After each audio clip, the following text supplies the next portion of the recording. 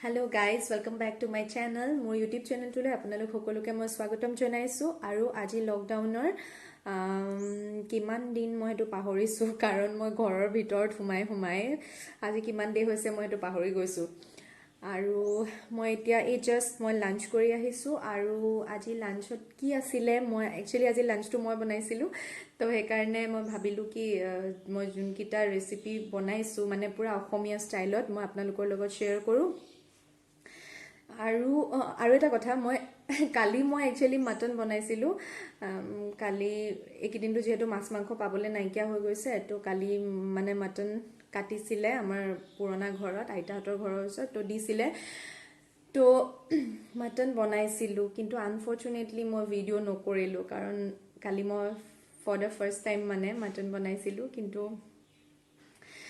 Video কৰা নহল কাৰণ মই ভাবিলো এই কেনেকুৱা বা হ'ব বেয়া হ'ব চাগে হেনেকে ভাবি মই ভিডিও নকৰিলো আৰু পিছত যেতিয়া সবে কৈছে ভাল হৈছে বুলি আৰু মই নিজেও খাই যেতিয়া ভাল পাইছো মই তেতিয়া ভাবিছো ভিডিওটো কৰি থোৱা হলে ভাল আছিল বুলি কিন্তু যি নহওক ভিডিওটো নকৰিলোৱে মই তো হে কাৰণে এতিয়া মই জাস্ট ফটোটো ক্লিক কৰি থৈছিলো কালি আমি কেনেকে লাঞ্চ কৰিছিলো মই হে কাৰণে এই ফটোটোকে আপোনালোকক দেখাইছো এয়া হৈছে মটন কাৰী আৰু কচু শাক আৰু কণবিলাহী দি এখন বনাইছিলো এয়া কচু শাক কণবিলাহী বেঙেনা ফ্ৰাই আৰু মটন কাৰী আৰু এতিয়া মই আপোনালোকৰ লগত মোৰ আজি লাঞ্চত মই কি বনাইছিলো তাৰ পুৰা ৰেচিপিটো শেয়াৰ কৰিব বিচাৰিছো আৰু হোপ কৰিছো যাতে সকলোৱে ভাল পায় আৰু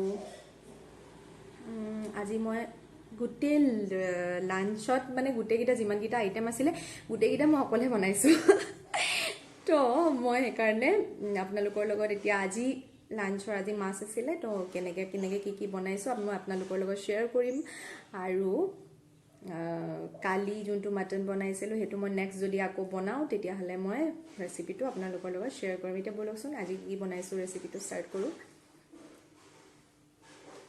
মটন বনাবৰ কাৰণে মোক প্ৰথমতে মোক লাগিব এয়া মাছ ৰৌ মাছ লৈছো ৰৌ মাছখিনি প্ৰথমতে ফ্ৰাই কৰি লম তাৰ পিছত ইনগ্ৰেডিয়েন্ট বেছি নালাগে এয়া হৈছে কণবিলাহী এয়া হৈছে জিলিমিলি আৰু খুতৰা শাক আৰু এয়া হৈছে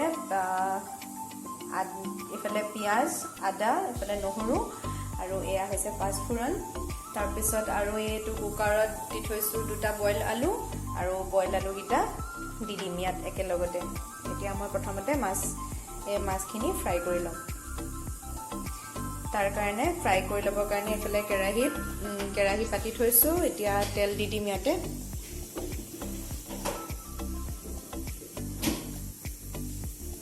কেৰাহীত তেল অলপ বেছিকে দি দিম মাছখিনি ফ্ৰাই কৰিবৰ কাৰণে মাছ কিপিছ নিমখ হালধি দি ভালকৈ সানি লোৱা হৈছে সানি অলপ সময় থৈ দিয়া হৈছে বনাও চাওকচোন এয়া মই কেৰাহীত তেল দিলো তেলখিনি এতিয়া গৰম হৈ আছে তেলটো দিয়াৰ পিছত এতিয়া মই লাহেকে মাছ এপিসকে মাছ দি দিম ফ্ৰাই হ'বলে এয়া চাওক মাছ দি গৈছো মই এপিসকে এয়া তাৰ পিছত মই লাহেকে তেল অলপ এনে লৈ পেলাই মাছৰ ওপৰতে দি দিম এনেকে মানে যিমান কি পিস হয় আৰু তেনেকে মাছ দি যাম ফ্ৰাই কৰিবলে মোৰ আৰু এবাৰ ফ্ৰাই কৰিব লাগিব দুবাৰ হ'ব আৰু এয়া হৈছে মোৰ ফ্ৰাই কৰা মাছখিনি আৰু এতিয়া মই তেলত একেখিনি তেলতে এতিয়া সবজিখিনি বনাম যদি তেল কম হৈ যায় তেতিয়াহলে আপোনালোকে তেল দিও ল'ব পাৰে এড কৰি ল'ব পাৰে মোৰ কম হোৱা নাই ঠিকই আছে তো সেই কাৰণে মই একেখিনি তেলতে এতিয়া এই পাঁচফোৰণ কেইটামান দি লৈছো তাৰ পিছত এতিয়া ইয়াতে মই কাটি থোৱা আদা নহৰু পেষ্ট দিছো আৰু এতিয়া লাহেকে কাটি থোৱা পিয়াজখিনি দি দিম মই বেছি পিয়াজ আৰু আদা নহৰু লোৱা নাই অলপে লৈছো এতিয়া লৰাই দিম লাহেকে লৰাই দিয়াৰ পিছত এতিয়া কাটি থোৱা জলকীয়া গিটা দি দিছো ইয়াতে আকৌ অলপ লৰাই দিছো অলপ গোল্ডেন ব্ৰাউন হোৱাৰ পিছত মই কাটি থোৱা কণ বিলাহীকেইটা এতিয়া কেৰাহীত মই লাহেকৈ দি দিম। সেয়া দি দিছোঁ। কণ বিলাহীকেইটা মই সৰু সৰু হ'লেও মই দুফাল দুফাল কৰি লৈছোঁ, তেতিয়া টেষ্টটো বেছি ভাল হয়। এতিয়া আকৌ লৰাই দিছোঁ গোটেইখিনি একেলগতে। 1 মিনিটমান এনেকৈ লৰাই থাকিম।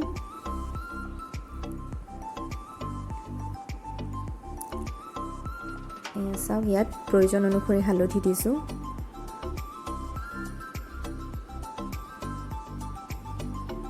আকৌ লৰাই দিছোঁ ভালকৈ।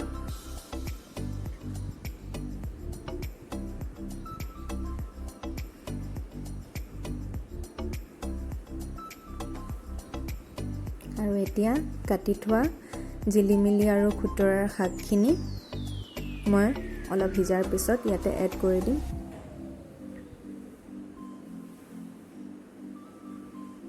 এতিয়া মই কাটি থোৱা শাকখিনি কেৰাহীত লাহেকৈ দি দিম।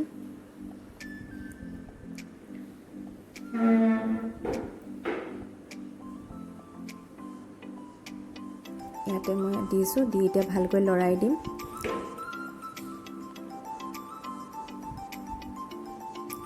ভালকৈ লৰাই দিম। আৰু এতিয়া মই কেৰাহীত সোৱাদ অনুসৰি নিমখ দিম। যাৰ যিমান এমাউণ্ট হয় চব্জিৰ সেইটো অনুযায়ী নিমখটো দিব।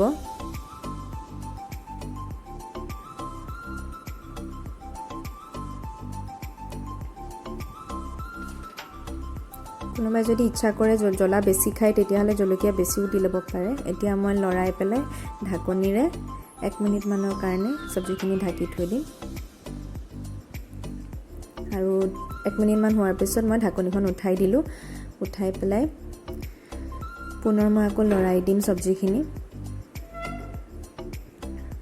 এতিয়া মই যোন আলু বইল কৰি থৈছিলোঁ দুটা, তাৰে এটা দিছোঁ, দুটা দিয়া নাই। এটা আলু কেৰাহীত দি দিম।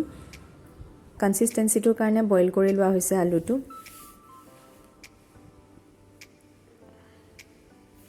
এতিয়া ভালকৈ লৰাই আছোঁ।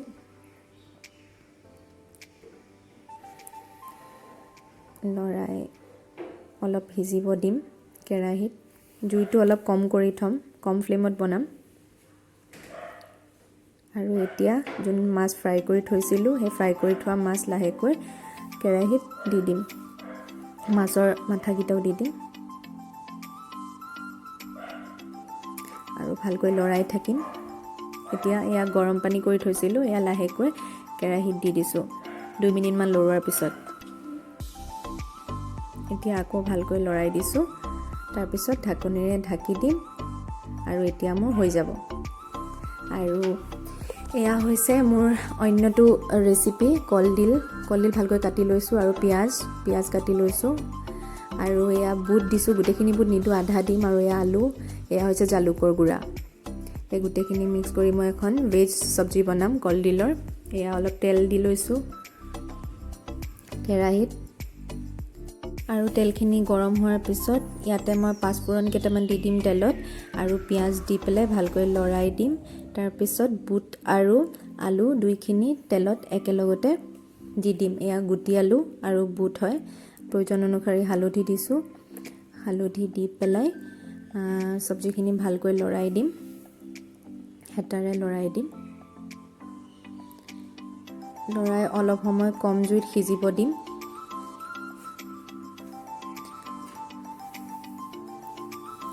দুই মিনিটমান এনেকৈ সিজিব দিম। তাৰপিছত সোৱাদ অনুসৰি নিমখ দিম। সোৱাদ অনুসৰি নিমখ দি পুনৰ মই আকৌ লৰাই দিম।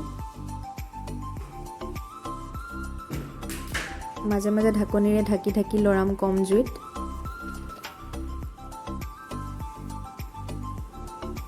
এতিয়া মাজতে তেলখিনি যেতিয়া বিৰিঙি আহিব তেতিয়া আলুখিনি অকণমান ছাইড কৰি মিহি মিহিকৈ কাটি থোৱা কলডিলখিনি ইয়াতে কেৰাহীত দি দিম। এতিয়া এয়া কলডিল দি দিছোঁ। দি পেলাই পুনৰ লৰাই দিছোঁ গোটেইখিনি মিক্স কৰি। কলডিলখিনি যিমানেই মিহিকৈ কাটিব দেখিবলৈ সিমানেই ধুনীয়া লাগিব আৰু খায়ো সিমানেই ভাল লাগিব। এয়া কলডিল দি পেলাই মই পুনৰ ভালকৈ লৰাই দিম।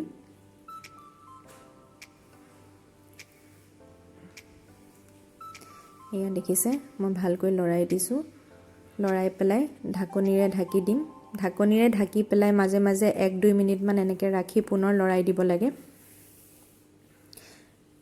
এতিয়া মই আকৌ পুনৰ ঢাকনিৰে ঢাকি দিম